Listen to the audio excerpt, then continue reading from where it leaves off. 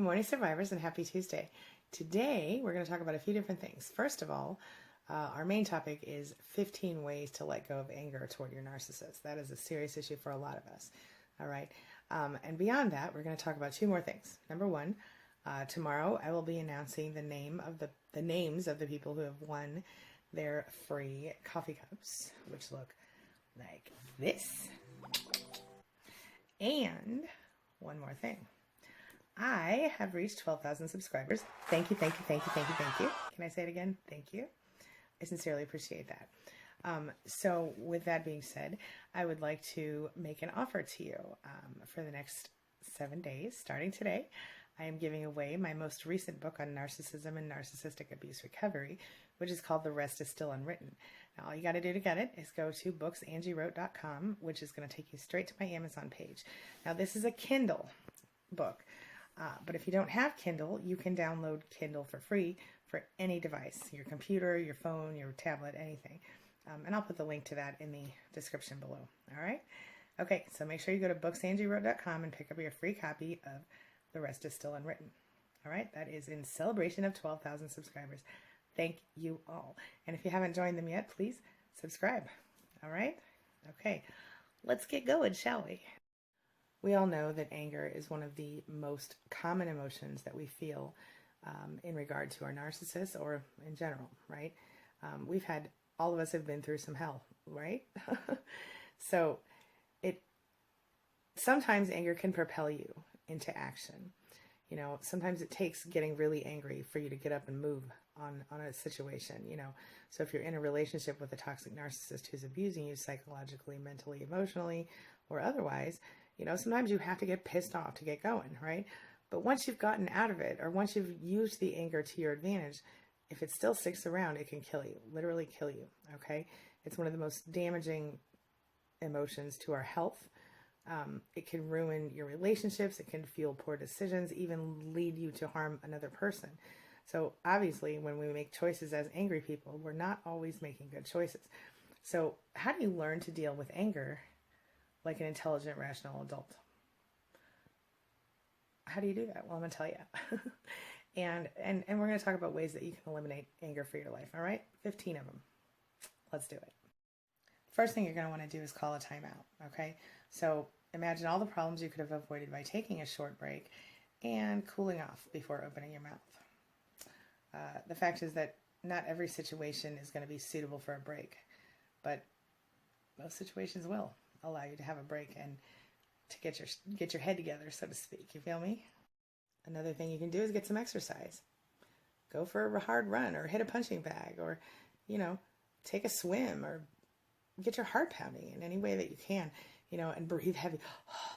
Get your breath going, right? Because you're going to feel a lot better in general if you get your body moving, and of course that's going to increase your overall health and fitness. So nothing wrong with that.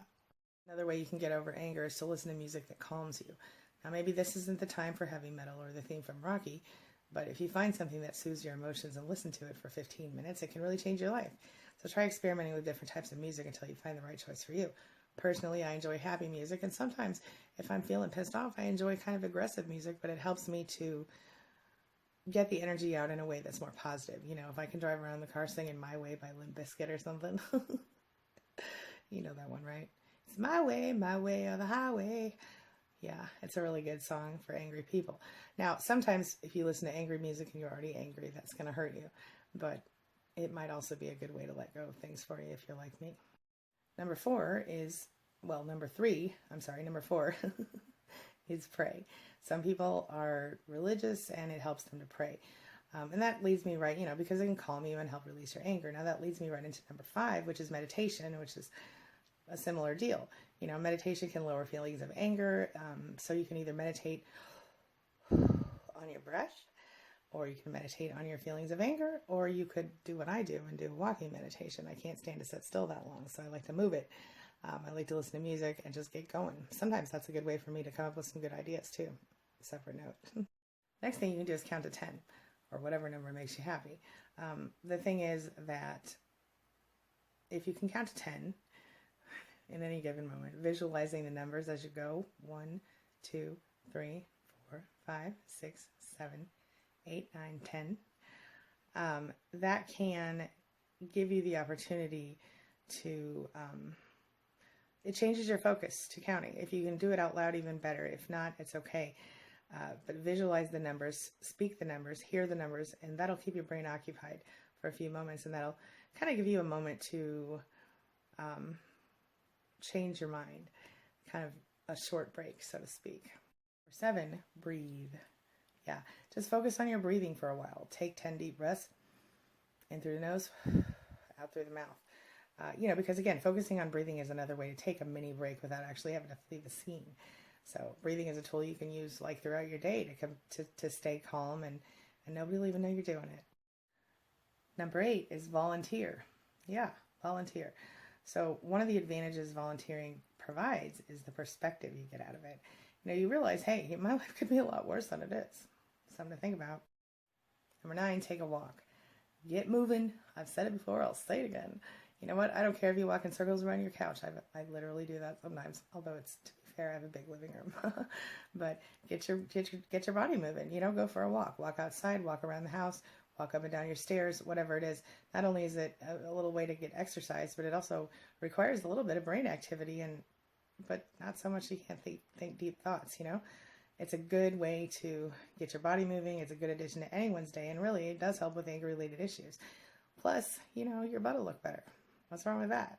Number 10, remember that at any given moment, most people are doing the very best they can. So, even though their best might not be good enough for you at this moment, it can change. And I think compassion is what I'm saying. Number 10 is compassion. Here's number 11. Smile.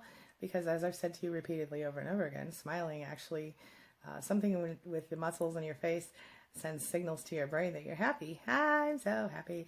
And literally, if you smile, people will also wonder what you're thinking, which is fun. But it releases chemicals in your body that make you feel better and that make you feel good. So do it. Number 12 is focus on solutions. Rather than focusing on what the problem is, focus on how to fix it. It always makes a difference for me. Number 13 is address your anger internally. So ask yourself why you're angry. Look, did someone fail to meet your expectations? Do you feel threatened or underappreciated? Are you afraid? Take a moment and dig into the reasons that you feel angry. It can make a big difference for you. Number 14, you have to address the issue rather than the other person. So by attacking the other person, you're just going to escalate the situation. And that's especially true if the person is the narcissist, we all know. But once the other person starts defending themselves, finding a solution is going to become a lot harder. So try to avoid attacking a person and focus on the solution to the problem instead. Number 15, don't be afraid to deal with anger issues by going to get some help from a professional, whether that's a life coach like myself, or it's a psychologist or a psychiatrist, or even your doctor. Sometimes, your anger can be helped temporarily with medication or meditation or anything else. And so a lot of times your doctor or your mental health professional can help. If you've already split up with the narcissist, this is actually kind of a bonus tip for you here, but something that I've always found helpful is to write a letter to them and say all the things that you need to say. Say all the cuss words, say all the bad words, say all the things that you've never been able to say before. Write it all down and don't be scared to say it. And once that's all done, you can decide whether to send that email, letter or not. Personally, I like to write the letters by hand, and I have not found the need to send them once I've written them. I usually feel pretty good about it. I burn them, I'm done, it's all over with. That's me. Everybody's different. You might need to send a letter, and it's okay if you do. All right? So I'm about to wrap up for this morning. So it's important to remember that you deal with your anger in a positive way, because if you handle anger poorly, it can not only affect other relationships in your life, but also your health. Remember that there are a lot of quick and easy ways to let go of your anger and stop yourself from making a bad situation even worse. So address your anger in a healthy manner, and you'll be glad that you did. It'll make your life a lot easier. It'll make your recovery a lot easier. All right? Something to think about. As always, thanks for letting me be a part of your day and a part of your life. And hey, thanks for being a part of mine. It really does mean a lot to me. I'll see you later today for another video. Have a wonderful day. Happy, happy, happy. No angry. All right. See you soon, guys.